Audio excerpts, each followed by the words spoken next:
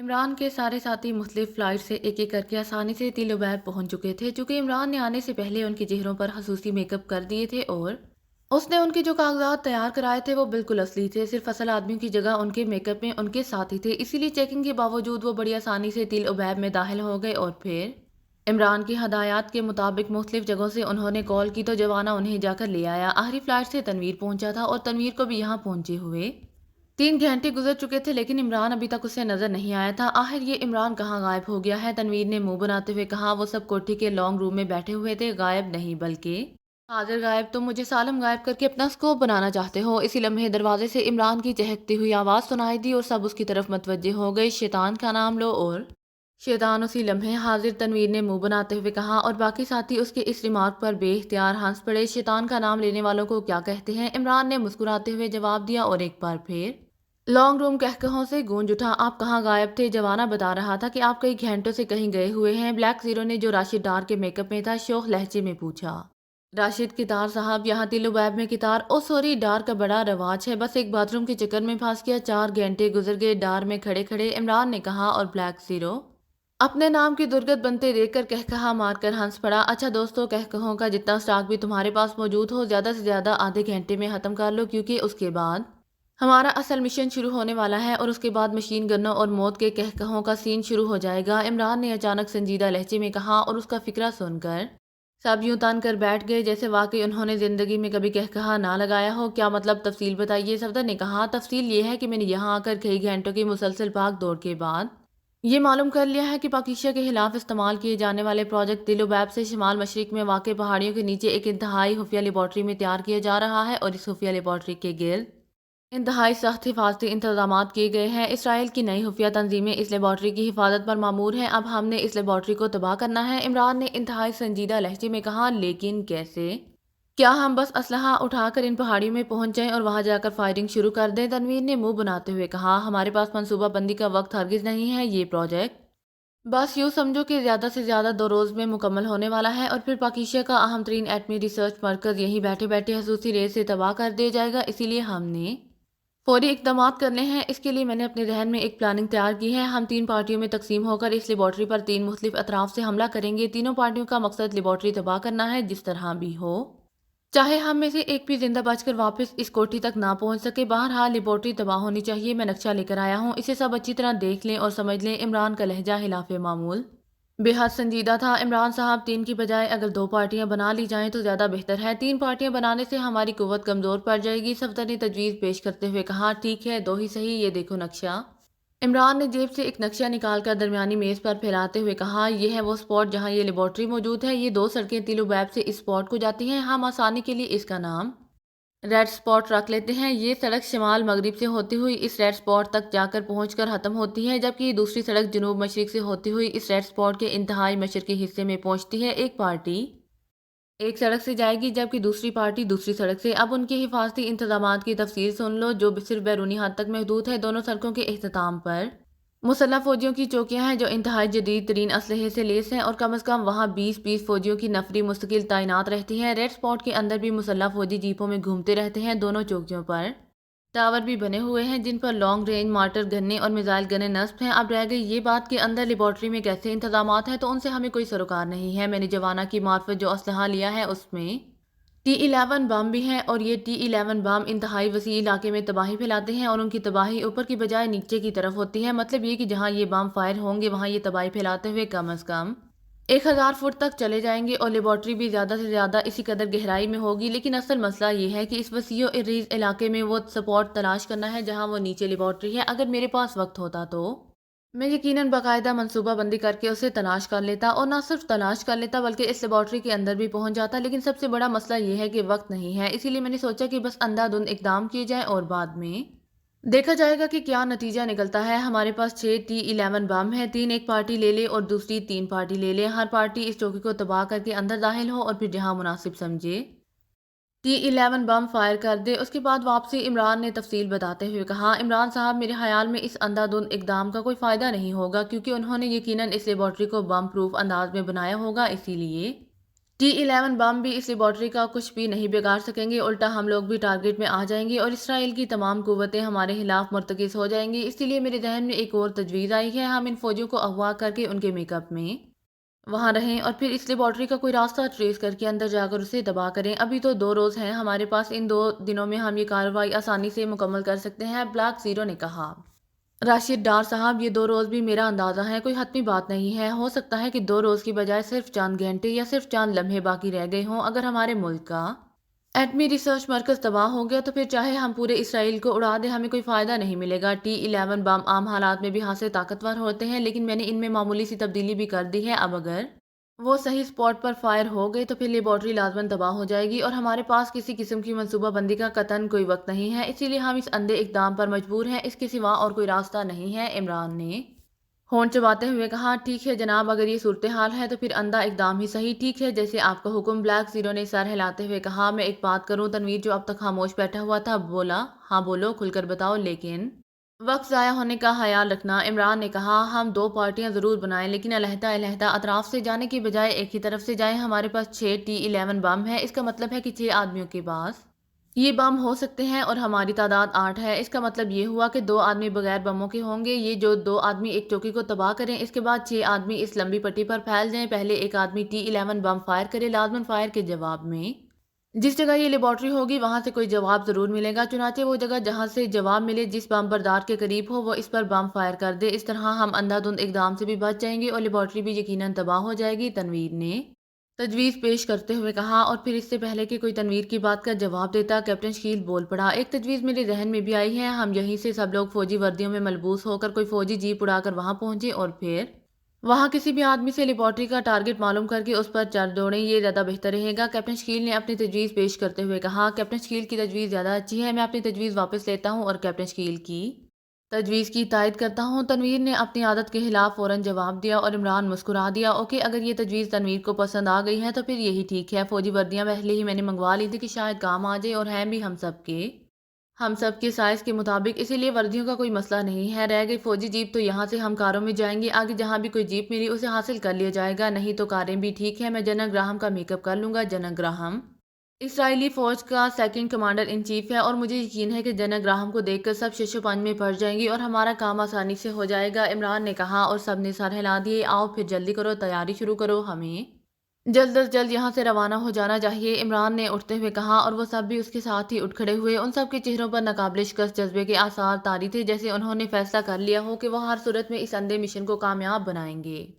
Colonel David और colonel franc दोनों के चेहरों पर मुसरत का आबशार बह रहा था। दोनों एक ही जीप में सवार एक वीरान सी सड़क कर हटकर कुछ फासले पर मौजूद दरख्तों के एक झुंड में मौजूद थे। जीप के डैशबोर्ड का खाना खुला हुआ था और डैशबोर्ड के इस हला में एक स्क्रीन रोशन नजर आ रही थी और इन दोनों की नजरें इस स्क्रीन पर जमी हुई थी। स्क्रीन पर 2 कारें हाथी तेज रफ्तारी से एक तरफ उड़ी चली जा रही थी। दोनों कारों में फौजी सवार थे। ये जनरल ग्राहम के मेकअप में इमरान होता है, कर्नल डेविड ने दांत निकालते हुए कहा। अच्छा, वैसे अगर तुम LR डेक्टाफोन के जरिए उनके दरमियान होने वाली तमाम गुफ्तगू रिकॉर्ड ना कर लेते तो मैं कभी भी यकीन न करता कि ये जनरल ग्राहम नहीं है। वही हुलिया, वही अंदाज। लेकिन एक बात है कर्नल डेविड, जब तुम्हें उन्हीं रिहाइश का इल्म हो गया था तो तुम अपनी फितरत के मुताबिक उन पर चार्ट क्यों नहीं दौड़े? तुमने खिलाफ फितरत इतना सब्र कैसे कर लिया कि सिर्फ LR डेक्टाफोन के जरिए उनकी गुफ्तगू सुनते रहे? कर्नल फ्रांक ने मुस्कुराते हुए कहा, दरअसल ये सदर साहब की हदायत पर मैंने ऐसा किया है। जैसे ही मुझे उनकी रहाइश का इल्म हुआ, मैंने सदर मुमलिकत से बात की, क्योंकि सदर मुमलिकत का इस बारे में सख्त हुक्म है कि जैसे ही इमरान या उसके साथियों का इल्म हो, उनसे पूछे बगैर उन पर रेड ना किया जाए। चुनाचे मैंने जब उनको सारी तफसीलात बताई तो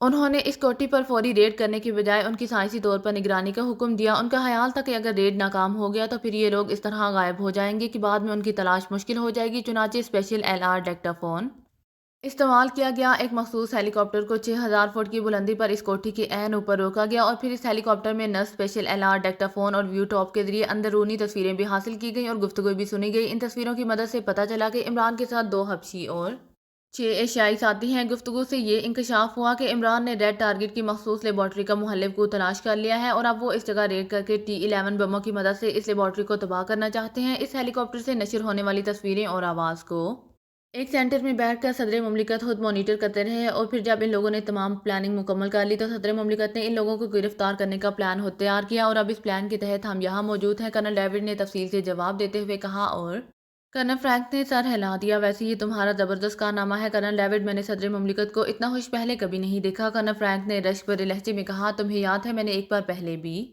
इमरान को गिरफ्तार कर लिया था, लेकिन उसने कर्नल बाल्डोन से मुकाबले का चक्कर चलाकर सारी बाजी ही उलट दी थी। मैंने तो अब भी सदर मुमलिकत से गुजारिश की थी कि इन सब पर ताकतवर मिसाइल बम मार कर हमेशा के लिए उनका खात्मा कर दिया जाए, लेकिन सदर मुमलिकत सियासी आदमी हैं, वो इनकी गिरफ्तारी से सियासी फायदा उठाना चाहते हैं। कर्नल डेविड ने मुंह बनाते हुए कहा, अब ये मोड़ के करीब पहुंचने वाले हैं। अचानक कर्नल फ्रैंक ने कहा और कर्नल डेविड चौंक पड़ा। स्क्रीन पर दौड़ती हुई दोनों कारें वाकई एक मोड़ के करीब पहुंचकर आहिस्ता हो रही थी और फिर वो तेजी से मुड़ गईं। अब उनका रुख इधर ही था जिधर ये दोनों दरख्तों के झुंड में छुपे हुए थे। कर्नल डेविड ने हॉर्न बेच लिए। स्क्रीन पर दौड़ने वाली कारों की रफ्तार खासी तेज थी और अब स्क्रीन पर वो क्लोजअप में आती जा रही थी। चंद लम्हों बाद वो बड़ी हुई और फिर यकलहत आगे निकल गईं। अब स्क्रीन पर उनका अकबी हिस्सा नजर आ रहा था। चलो कर्नल, अब इनके पीछे जीप निकाल लो, कर्नल डेविड ने कहा और स्टीयरिंग पर बैठे हुए कर्नल फ्रांक ने जल्दी से जीप स्टार्ट की और फिर दरख्तों के झुंड से जीप निकालकर सड़क की तरफ ले चला। चंद लम्हों बाद उनकी जीप सड़क पर दौड़ रही थी। कर्नल डेविड ने डैशबोर्ड के नीचे का बटन ऑफ किया तो स्क्रीन तारी हो गई और डैशबोर्ड का खाना बंद हो गया। कर्नल फ्रैंक जीप को खासी तेज रफ्तारी से दौड़ाए लिए जा रहा था और फिर चंद लम्हों बाद दो दौड़ती हुई कारें इन्हें अपनी आंखों से नजर आने लगीं तो कर्नल फ्रांक ने जीप आहिस्ता कर ली। कारें खासी तेज रफ्तारी से दौड़ रही थी और आहिस्ता कर लो जीप, ताकि चौकी पर प्लानिंग के मुताबिक ये लोग पूरी तरह कवर कर लिए जाएं, वरना हमें देखते ही वो बदक जाएंगे, कर्नल डेविड ने कहा और कर्नल फ्रांक ने सर हिलाते हुए जीप और आहिस्ता कर ली। फासला ज्यादा हो जाने की वजह से दूर जाती हुई कारें नजरों से ओझल हो गईं, कहीं कोई गड़बड़ न हो जाए। कर्नल फ्रांक ने इंतहाई संजीदा लहजे में कहा, गड़बड़ कैसी, और पूरी प्लानिंग सेट है। जैसे ही ये चौकी पर पहुंचेंगे, चौकी पर मौजूद तमाम मुसल्लह सिपाही उनसे इस तरह पेश आएंगे जैसे वो वाकई जनरल ग्राहम और उसके साथी हों, बिल्कुल फितरी अंदाज में। और इसके बाद जनरल ग्राहम लेबॉर्ट्री में जाने की जब बात करेगा तो एक तरफ मौजूद बख्तरबंद गाड़ी लाई जाएगी और जनरल ग्राहम को बताया जाएगा कि सिर्फ इसी गाड़ी में बैठकर ही लेबॉर्ट्री में दाखिला मुमकिन हो सकता है। चुनाचे जनरल ग्राहम और उसके साथी जब इस गाड़ी में बैठेंगे तो ड्राइवर सिर्फ एक बटन दबाएगा और गाड़ी में पहले से सेट इंतहाई ज़ोर असर गैस फैल जाएगी। इस तरह ये सब तवील अरसे के लिए बेहोश हो जाएंगे और फिर इस बख्तरबंद गाड़ी में उन्हें इसराइल के सबसे खौफनाक जेल खाने कांडी जेल में ले जाया जाएगा, जहां खसूसी सेल में इन्हें अलहदा अलहदा कैद कर दिया जाएगा, जहां से बाहर निकलने का कोई रास्ता नहीं है। और फिर जब रेड टारगेट मुकम्मल हो जाएगा तो सदर मुमलिकत इन लोगों की इसराइल में मौजूदगी का ऐलान करके सियासी फ़ायदे उठाएंगे और आखिर में इन्हें वहीं खसूसी सेल्स में ही ख़त्म कर दिया जाएगा और उनकी लाशों की नुमाइश पूरे इसराइल में की जाएगी, कर्नल डेविड ने तेज़ लहजे में कहा और कर्नल फ्रैंक ने सिर्फ सर हिलाने पर ही इक्तफा किया। जीप अब आहिस्ता रफ्तार से आगे बढ़ रही थी। वो अब तक वहां पहुंच चुके होंगे, इसीलिए जीप एक साइड पर रोक दो, जब तक वो बेहोश न हो जाए हमने चौकी पर नहीं पहुंचना, कर्नल डेविड ने कहा और कर्नल फ्रैंक ने जीप एक साइड पर करके रोक दी। कर्नल डेविड ने डैशबोर्ड के नीचे मौजूद इसी बटन को दोबारा ऑन कर दिया तो डैशबोर्ड का खाना खुल गया और स्क्रीन रोशन होगी। कर्नल डेविड ने साइड पर लगी हुई एक नॉब को तेजी से घुमाना शुरू कर दिया। नॉब के घुमाते ही स्क्रीन पर धमाके से हुए और फिर जब इस पर आड़ी तिरछी लकीरें सी दौड़ने लगी तो कर्नल डेविड ने हाथ नॉब से हटा लिया और खामोश होकर बैठ गया। चंद लम्हों तक इसी तरह आड़ी तिरछी लकीरें स्क्रीन पर दौड़ती रहीं और फिर एक धमाके से इस पर एक वाज़ेह मंजर नजर आने लगा। एक अजीब साख्त की बख्तरबंद गाड़ी थी जिसका आग भी हिस्सा खुला हुआ था। अंदर इंतहाई शानदार और आरामदेह कुर्सियां इस तरह फिट थी कि गाड़ी का अकबी हिस्सा किसी रईस के ड्राइंग रूम जैसा लग रहा था। इस गाड़ी के दोनों तरफ में मुसल्लफ फौजी इंतहाई मोदबाना अंदाज में अटेंशन खड़े थे। 3 आला अफसर भी गाड़ी के खुले हिस्से की साइड पर इस तरह अटेंशन खड़े थे और कुछ फौजी गाड़ी में सवार हो रहे थे। जनरल ग्राहम और उसके साथी लेबॉर्ट्री में जा रहे हैं, कर्नल फ्रांक ने हंसते हुए कहा और कर्नल डेविड ने सर हिलाने पर इक्तफा किया। उसकी नजरें मुसलसल स्क्रीन पर जमी हुई थी और चेहरे पर शदीद परेशानी और इज़्तिराब नुमाया था। लेकिन जब सब फौजी अंदर जाकर कुर्सियों पर बैठ गए तो अफसरों ने गाड़ी के दरवाजे बंद किए और फिर एक राड उनके दरमियान फंसा कर उसे बाकायदा दोनों तरफ से लॉक कर दिया। राड जैसे ही लॉक हुआ, कर्नल डेविड का चेहरा गुलाब की तरह खिल उठा। वो मारा, अब ये सही मानों में फंस गए हैं। मुझे यही खतरा था कहीं ये इमरान मशकूक ना हो जाए, लेकिन वो हकीर चूहे की तरह पकड़ा गया है। जल्दी करो कर्नल फ्रांक, जीप आगे बढ़ाओ, अब इस गाड़ी को हमने कांडी जेल ले जाना है, कर्नल डेविड ने खुशी से चीखते हुए कहा और कर्नल फ्रांक ने भी सर हिलाते हुए जीप आगे बढ़ा दी और फिर बेतहाशा जीप चलाते हुए वो जल्द ही चौकी पर पहुंच के वहां एक बख्तरबंद गाड़ी खड़ी थी। बेहोश हो गए, अच्छी तरह चेक कर लिया है, कर्नल डेविड ने जीप के रुकने का इंतजार किए बगैर नीचे छलांग लगाते हुए कहा। यह सर चेक कर लिया गया है, सब मुकम्मल तौर पर बेहोश हैं, एक फौजी अफसर ने सल्यूट मारते हुए कहा। मुझे दिखाओ कैसे चेक किया है, इनमें से एक शख्स सांस रोकने का माहिर है, कर्नल डेविड ने तेज लहजे में कहा और कर्नल फ्रैंक में जीप रोक कर नीचे उतर आया। इधर आइए सर, फौजी अफसर ने एक साइड पर बने हुए केबन की तरफ इशारा करते हुए कहा और कर्नल डेविड और कर्नल फ्रांक दोनों ही तेजी से इस फौजी अफसर के पीछे चलते हुए इस कैबिन में पहुंच गए। कैबिन में एक साइड पर सीढ़ियां नीचे उतर रही थी। वो इस फौजी अफसर के पीछे चलते हुए सीढ़ियां उतरकर नीचे पहुंचे तो वहां तहखाने में दीवार के साथ दो बड़ी बड़ी मशीनें नस्ब थी, जिनमें से एक मशीन पर छोटे बड़े बल्ब तेजी से जल बुझ रहे थे और एक सफ़ेद कोट पहने अधेड़ उम्र आदमी उसे ऑपरेट कर रहा था। उसने फौजी अफसर कर्नल डेविड और कर्नल फ्रैंक को अपनी तरफ आते देखकर बाकायदा फौजी अंदाज में सल्यूट मारा। डॉक्टर रॉगर कर्नल डेविड तसल्ली करना चाहते हैं कि गाड़ी में बंद अफराद वाकई बेहोश हो चुके हैं या नहीं। उनका कहना है कि उनमें से एक शख्स सांस रोक लेने का माहिर है। फौजी अफसर ने इस सफ़ेद कोट वाले से मुखातिब होकर कहा, ये सर, मैं चेक करा देता हूँ, डॉक्टर रॉगर ने कहा और मुड़कर इस मशीन के मुख्तलिफ बटन दबाने शुरू कर दिए। सर, गाड़ी में 8 अफराद हैं और ये छोटी छोटी 8 स्क्रीनें, इनमें से एक एक आदमी की जिस्मानी हालत बता रही हैं। इधर देखिए सब स्क्रीनों पर ये शुमाल से जनूब की तरफ जाने वाली सीधी लकीरें बता रही हैं कि ये 8 अफराद वाकई बेहोश हैं। अगर ये होश में होते तो ये स्क्रीनें सीधी हालत में ना होती बल्कि रुक रुक कर चलती। डॉक्टर रॉगर ने स्क्रीनों की तरफ उंगली से इशारा करते हुए कहा, इनमें से जो आदमी जनक ग्राहम के मेकअप में है उसकी कौन सी स्क्रीन है? कर्नल डेविड ने पूछा। सारी नाटों में से कोई एक होगी, उसे अलहदा मार्क नहीं किया जा सकता, डॉक्टर रॉगर ने जवाब दिया। ठीक है, बहरहाल अब मुझे कुछ तसल्ली हो गई है, कर्नल डेविड ने सर हिलाते हुए कहा। अब ये गाड़ी आप ले जाएंगे सर? फौजी अफसर ने मोतबाना लहजे में कहा। हाँ, कर्नल डेविड ने सर हिलाते हुए कहा और फिर वो सीढ़ियां चढ़कर ऊपर पहुंचे और चंद लम्हों बाद वो जीप पर सवार होकर आगे बढ़ गए। वो बख्तरबंद गाड़ी उनके पीछे पीछे थी और इस बख्तरबंद गाड़ी के पीछे मुसल्लह फौजियों से भरी 2 गाड़ियां इन बेहोश अफराद की हिफाजत के लिए चल रही थी। सदर मुमलिकत को भी तो रिपोर्ट देना होगी, कर्नल फ्रांक ने पूछा। चूंकि इस सारे मिशन का इंचार्ज सदर मुमलिकत ने कर्नल डेविड को बनाया था और कर्नल फ्रांक को सिर्फ इसलिए साथ भेज दिया था ताकि किसी भी मुश्किल वक्त में वो दोनों मिलकर काम कर सकें, लेकिन कर्नल फ्रांक को मिशन की किसी तफसील का इल्म नहीं था, इसलिए वो हर बात कर्नल डेविड से ही पूछता था। फौजी अफसरों ने हमारे पहुंचने से पहले ही सदर मुमलिकत को इत्तला कर दी होगी। अब कांडी जेल में जब इन लोगों को मखसूस सेल्स में कैद कर दिया जाएगा और हम हर तरह से मुतमईन हो जाएंगे, फिर हम सदर साहब को फाइनल रिपोर्ट देंगे, कर्नल डेविड ने जवाब दिया और कर्नल फ्रांक ने सर हिला दिया। वैसे एक बात है, कर्नल फ्रांक, इमरान और उसके साथी गिरफ्तार हो गए हैं, लेकिन सच पूछो तो मुझे ज़रा भी लुत्फ नहीं आया। ना कोई भाग दौड़ हुई, ना गोलियां चली, ना कोई एक्शन वगैरह। यूँ लगता है जैसे हमने दुनिया के खौफनाक तरीन सीक्रेट एजेंटों को गिरफ्तार ना किया हो, बल्कि आम से बेदरद शहरियों को पकड़कर इस बख्तरबंद गाड़ी में डाल दिया हो। मुझे तो बिल्कुल मज़ा नहीं आया। क्या ख्याल है तुम्हारा? कर्नल डेविड ने मुंह बनाते हुए कहा और कर्नल फ्रांक बेइख्तियार हंस पड़ा। तुम्हारे एहसासात में बाखूबी समझ रहा हूँ कर्नल डेविड। जिस तरह इमरान की आमद के सिलसिले में हमारे असाब पर शदीद दबाव था, इसके लिए वाकई लंबी चौड़ी भाग दौड़ ज़रूरी थी, लेकिन अब उनका इस तरह आसानी से पकड़ा जाना इस लिहाज से वाकई मायूस कुन है। लेकिन सदर मुमलिकत इस नाजुक तरीन मौके पर 1% भी रिस्क नहीं ले सकते थे, इसीलिए उन्होंने इन लोगों को साइंसी तौर पर तबाह करने का हुक्म दिया था और हमें भाग दौड़ करने का मौका ना मिला। और अब देखो, ये लोग लाशों की तरह इस बख्तरबंद गाड़ी में बंद दुनिया के होलनाक तरीन जेल खाने में अपने बकाया सांस पूरे करने के लिए जा रहे हैं, कर्नल फ्रांक ने मुस्कुराते हुए कहा और कर्नल डेविड ने सर हिला दिया। बस इनकी मौत में वाकई चंद योम रह गए हैं। 3 रोज बाद रेड टारगेट रेड स्क्वायर पहुंच जाएगा और वहां पहुंचने के चंद घंटे बाद इसराइल का सबसे बड़ा और दरीना मिशन रेड टारगेट मुकम्मल हो जाएगा। रेड टारगेट मुकम्मल हो जाने के बाद दुनिया के खतरनाक तरीन सीक्रेट एजेंटों की इबरतनाक मौत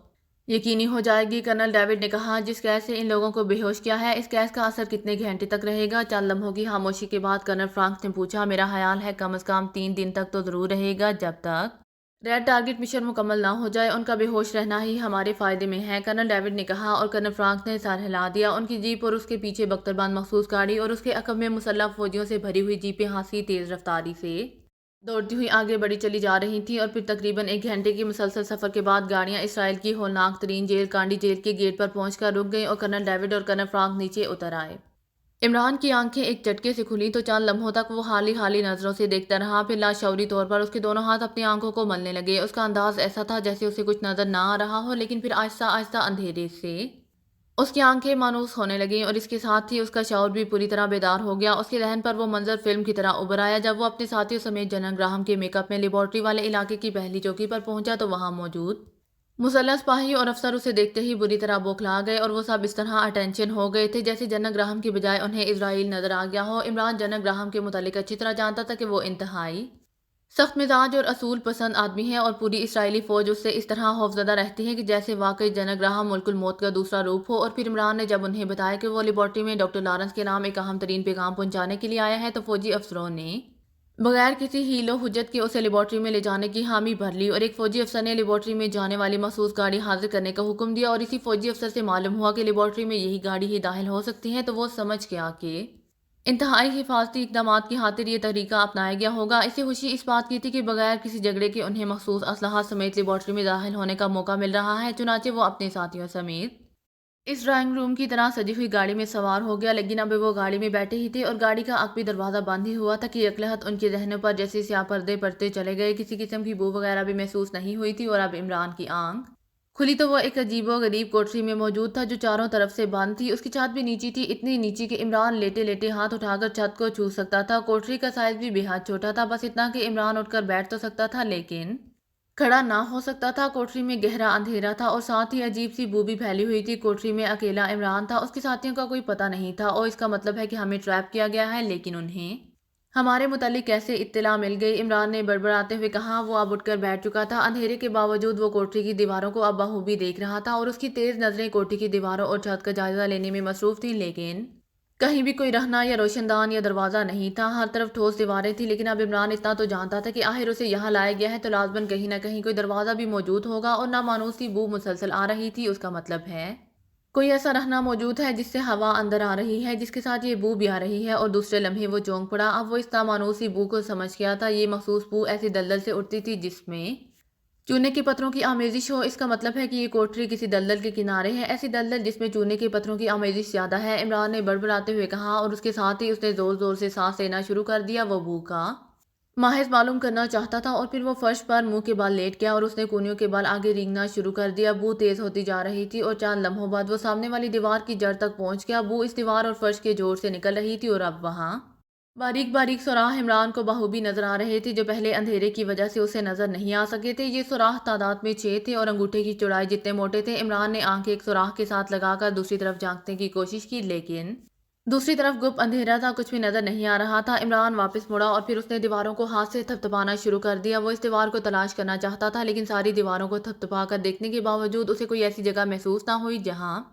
किसी दरवाजे का गुमान हो। फिर उसने दीवारों को छोड़कर फर्श और ऊपर छत को थपथपाया तो जैसे ही छत के दाएं कोने पर उसका हाथ पड़ा वो चौंक पड़ा, क्योंकि इस जगह आवाज दूसरी जगहों से मुख्तलिफ थी। इमरान समझ गया कि इस जगह कोई हला हो सकता है, लेकिन अब मसला ये था कि वो इसे खोले कैसे। उसके जिस्म पर वही जनक ग्राहम वाली यूनिफॉर्म थी, लेकिन तमाम जेबें खाली थी। हत्ता कि उसकी गलाई की घड़ी, बूट, जुराबे सब कुछ उतार लिया गया था। उसके नाखनों में मौजूद ब्लेड अलबत्ता मौजूद थे, लेकिन ये ब्लेड बहरहाल बहरहाल किसी ठोस चट्टान को ना काट सकते थे। अब यहाँ से निकला कैसे जाए? इमरान ने दीवार के साथ पुश लगाकर सोचते हुए कहा, लेकिन यहाँ से बाहर जाने की कोई तरकीब उसके जहन में नहीं आ रही थी। अभी वो बैठा सोच ही रहा था कि उसके कानों में किसी के कराहने की आवाज़ सुनाई दी। ये आवाज़ इन्हीं सुराखों में से आई थी जिसे वो नामानूस सी बू आ रही थी। इमरान बिजली किसी तेजी से रेंगता हुआ दोबारा इन सुराखों की तरफ बढ़ गया। कराहने की आवाज़ मुसलसल आ रही थी। इमरान चंद लम्हे आवाज़ सुनता रहा, फिर उसने सुराख से मुंह लगाकर जोर से कहा, ये कौन कराह रहा है, कौन कराह रहा है? इमरान की आवाज़ खासी तेज थी। इसकी आवाज़ सुनते ही दूसरी तरफ से कराहने की आवाज़ यकलहत बंद हो गई। इमरान साहब आपकी आवाज़ कहाँ से आ रही है? मैं टाइगर हूँ। चंद लम्हों बाद एक हल्की सी कराहती हुई आवाज़ सुनाई दी, टाइगर तुम उठकर बैठ जाओ और मुझे बताओ कि तुम कहाँ हो, किस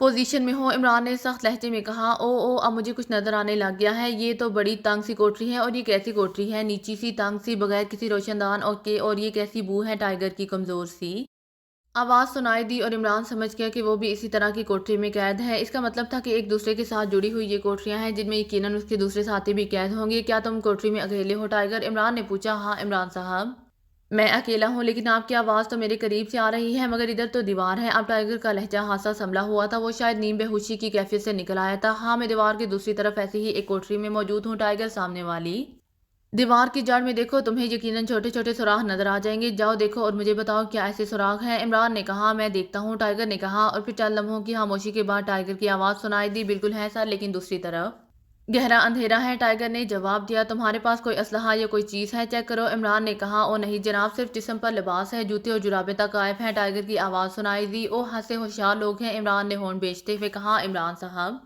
ये इन सुराहों से बू कैसी आ रही है? अजीब सी बू है, टाइगर ने पूछा और इमरान ने उसे बू की वजह बता दी। और इमरान साहब, अगर ये कोठरियां किसी दलदल के किनारे पर हैं तो फिर यहाँ से निकला जा सकता है। अचानक टाइगर की आवाज़ सुनाई दी और इमरान उसकी बात सुनकर बुरी तरह चौंक पड़ा। कैसे, क्या आइडिया है तुम्हारे जहन में? इमरान ने चौंक कर पूछा, क्योंकि खुद उसका जहन सोच सोच कर थक गया था, लेकिन यहाँ से निकलने की कोई तरकीब उसकी समझ में नहीं आई थी। जबकि टाइगर कह रहा था कि यहाँ से निकला जा सकता है। इमरान साहब, चूने के पत्थरों वाली दलदल की खासियत होती है कि इसके इर्द गिर्द की जमीन पर भी चूने की मोटी तह जम जाती है, इसलिए यकीनन इन कोठरियों के फर्श के नीचे चूने की मोटी तह मौजूद होगी। अगर हम इस फर्श को किसी तरह गर्म कर दें तो यकीनन नीचे मौजूद तह चटक जाएगी और इसके चटकने से लाजमन اس کوٹری کا فرش بھی چٹھے گا، اس طرح دراڑ پیدا ہو جانا یقینی بات ہے، اس دراڑ سے نکلا جا سکتا ہے، ٹائیگر نے جواب دیا اور عمران بے اختیار مسکرا دیا۔ لیکن سیمنٹ کے اس ٹھوس فرش کو کیا پھونکوں سے گرم کرو گے؟ عمران نے طنزیہ انداز میں کہا۔ عمران صاحب، میں اپنی قمیض اور اس کے نیچے موجود بنیان اتار کر فرش پر رکھ دیتا ہوں اور پھر ان میں آگ لگا دیتا ہوں تو لازماً فرش گرم ہو جائے گا، کیونکہ چونے کی موٹی تہہ کے اوپر بنایا گیا سیمنٹ کا فرش نیچے سے یقیناً گل کر پتلا ہو چکا ہوگا۔ ٹائیگر نے عمران کا طنز نظر انداز کرتے ہوئے کہا۔ آگ کیسے لگاؤ گے؟ عمران نے پوچھا۔ او عمران صاحب، فوجی قمیض کھردرے کپڑے کی ہے اور میں اسے فرش پر زور زور سے رگڑوں گا تو چونے کے ذرات جو اس کوٹری کے فرش پر موجود ہوں گے یقیناً اس رگڑ سے جل اٹھیں گی، میرا یہی خیال ہے، ٹائیگر نے جواب دیا۔ اور عمران اس طرح اچھل پڑا جیسے اس کے دماغ میں اچانک کوئی کھڑکی سی کھل گئی ہو۔ Well done tiger, well done, شاید ہمسایہ ہونے کی وجہ سے میری ریڈی میڈ کھوپڑی تمہاری کھوپڑی میں تبدیل ہو گئی ہے، کیا شاندار ترکیب سوچی ہے تم نے، میں تو سوچ سوچ کر تھک گیا تھا، لیکن یہ نزدیک کا آئیڈیا تو میرے ذہن میں نہیں آیا تھا۔ ٹھیک ہے، تم یہی کوشش کرو اور میں بھی کرتا ہوں، ہم میں سے کوئی تو کامیاب ہو جائے گا، عمران نے انتہائی مسرت بھرے لہجے میں کہا۔ ٹھیک ہے جناب، کوشش کر لینے میں کیا حرج ہے، ٹائیگر نے مسرت بھرے لہجے میں کہا۔ عمران نے سر ہلاتے ہوئے جلدی سے اپنی قمیض اتاری اور پھر اس کا گولا سا بنا کر اس نے ہاتھ پر لپیٹا اور اسے فرش پر انتہائی تیز رفتاری سے رگڑنا شروع کر دیا۔ وہ انتہائی تیز رفتاری سے مسلسل اسے رگڑتا جا رہا تھا، لیکن اس طرح قمیض کے تو پرہچے اڑ گئے، لیکن اس نے آنکھ نہ پکڑی۔ دوسرے لمحے دوسری طرف سے ٹائیگر کی مسرت بھری آواز سنائی دی اور ساتھ ہی جھلملاتی ہوئی روشنی سوراخوں سے اندر آنے لگی۔ عمران صاحب، میری قمیض جل گئی ہے، اب میں بنیان بھی اس پر ڈال رہا ہوں، ٹائیگر کی چیختی ہوئی آواز سنائی دی۔ ویل ڈن ٹائیگر، عمران نے ہاتھ کو روکتے ہوئے کہا۔ وہ سمجھ چکا تھا کہ چونکہ چونے کی پتھروں کی آمیزش والی ہوا ٹائیگر کی کوٹری سے ہو کر اس کی کوٹری میں آ رہی ہے، اسی لیے چونے کے ذرات ٹائیگر کی کوٹری میں زیادہ ہوں گے، اسی لیے وہاں قمیض نے رگڑ کھا کر آگ پکڑ لی ہے اور چند لمحوں بعد یکلہر زوردار کڑاکا ہوا۔ عمران صاحب، یکلہر ٹائیگر کی چیخ سنائی دی، اس کا انداز ایسا تھا جیسے وہ کسی اندھے کنویں میں گرتا جا رہا ہو۔ آواز مدھم ہوتے ہی ختم ہو گئی، اس کے ساتھ ہی روشنی بھی ختم ہو گئی اور دوبارہ اندھیرا چھا گیا تھا۔ عمران نے ہونٹ پینچ لیے، یقیناً ٹائیگر کسی گہرے کنویں میں جا گرا تھا، اس کا مطلب تھا کہ ان کوٹریوں کے نیچے سخت زمین کی بجائے گہرے کالے کنویں موجود ہیں، اور جو امید ٹائیگر کی باتوں سے پیدا ہوئی تھی وہ بھی مدھوم ہو گئی، بلکہ ٹائیگر موت کے منہ میں بھی چلا گیا، کیونکہ کنویں میں یقیناً دلدل کا پانی موجود ہوگا اور چونے کے پتھروں کی آمیزش کی وجہ سے مسلسل تیزاب بن چکا ہوگا اور ٹائیگر کا جسم تو ایک طرف ہڈیاں تک اس پانی میں گل سڑ جائیں گی۔ عمران نے ہونٹ پینچ لیے، ٹائیگر کی موت کا تصور ہی اس کے لیے انتہائی ہولناک تھا، لیکن وہ بے باس تھا، کسی طرح بھی ٹائیگر کی مدد کو نہیں پہنچ سکتا تھا۔ چونے کے پتھروں کی آمیزش والی بو اب انتہائی تیز ہو گئی تھی اور عمران کو یقین تھا کہ اب اگر وہ قمیض کو دوبارہ فرش پر رگڑے تو یقیناً وہ جل اٹھے گی، لیکن قمیض پہلے ہی چیتھڑوں میں بدل چکی تھی، اسی لیے اب ظاہر ہے کہ وہ فرش کو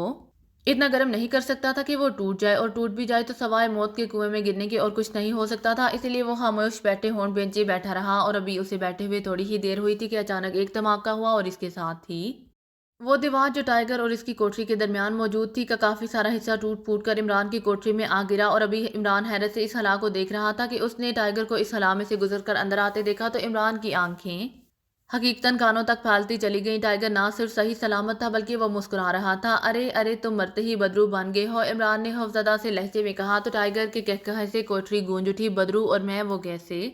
ٹائیگر نے ہنستے ہوئے کہا۔ اس وقت اس کے جسم پر صرف پتلون تھی اور اس کے دونوں ہاتھ اطراف کی طرف تھے۔ دلدل والے کنویں میں گر کر باہر آ جانا، دیوار دھماکے سے اڑا دینا، یہ بدرو کے کام ہی تو ہو سکتے ہیں، نیک روحیں تو مصلے بچھا کر تسبیح ہی پڑھ سکتی ہیں، عمران نے مسکراتے ہوئے کہا۔ یہ دیکھیے، یہ ہے وہ بدرو جس نے دیوار اڑائی ہے، ٹائیگر نے ہنستے ہوئے ہاتھ آگے کیا تو اس کے ہاتھ میں ایک جدید ترین گن تھی۔ میگا گن سے ڈسٹرکشن میگا ریز نکلتی تھی جو پہاڑیوں کی چٹانوں کو ریزہ ریزہ کر سکتی تھی۔ ارے میگا گن یہ کہاں سے مل گئی؟ عمران اس کو دیکھ کر واقعی حیرت سے اچھل پڑا۔ عمران صاحب، فرش ٹوٹتے ہی جب میں نیچے گرا تو میں یہی سمجھا تھا کہ میں کسی گہرے کنویں میں گر رہا ہوں، لیکن نیچے گرنے سے پہلے میں نے اپنے آپ کو سنبھال لیا، اس لیے پیرا ٹراپنگ انداز سے گرنے کی وجہ سے مجھے کوئی چوٹ نہیں آئی۔ اور پھر میں یہ دیکھ کر حیران رہ گیا کہ جس جگہ میں گرا تھا وہاں ایک بہت بڑا تہہ خانہ تھا، یہ زیر زمین اسلحہ خانہ، وہاں ویسے تو اسلحہ خانہ ہے لیکن ایک الماری میں مجھے میگا گن نظر آ گئی تو میں نے اسے اٹھا لیا اور پھر ان الماریوں پر چڑھ کر میں دراڑ سے نکل کر واپس اپنی کوٹری میں پہنچ گیا، اور اس کے بعد ظاہر ہے گن سے دیوار توڑنا مشکل نہیں تھا، ٹائیگر نے جواب دیا۔ او لیکن چونے کی دلدل میں تو